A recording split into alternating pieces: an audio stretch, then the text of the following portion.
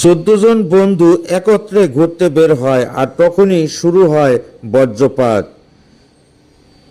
প্রাণে বেঁচে যাওয়ার জন্য ছোট ঘরের ভিতরে আশ্রয় নেয় আর তখনই শুরু হয় যে একের পর এক বজ্রপাত। তখনই তারা পরিকল্পনা করে অবশ্যই আমাদের এই 14 জনের ভিতরে যে কোনো একজন ব্যক্তি অনেক পাপী, যার কারণে আমাদের উপরে এই গজব আসতেছে। আর তখনই তাদের একটা পরিকল্পনা শুরু হয় যে একজনের পর একজন আমরা বাহিরে যাব, দেখা যাক কে পাপী।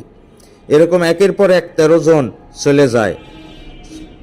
একজন ব্যক্তি যে থাকে ততক্ষণ পর্যন্ত কারো গায়ে কোনো ক্ষয়ক্ষতি হয়নি, কিন্তু একজন ব্যক্তি যখনই বাকি থাকে আর তখনই তাদের পরিকল্পনা হয় এই সেই বড় পাপী, আর তাকে যখনই ধাক্কা দিয়ে ঘর থেকে বের করে দেওয়া হয় আর তখনই ঘরের উপরে বড় আকারের বজ্রপাত হয় আর প্রাণে বেঁচে যায় ওই ব্যক্তি।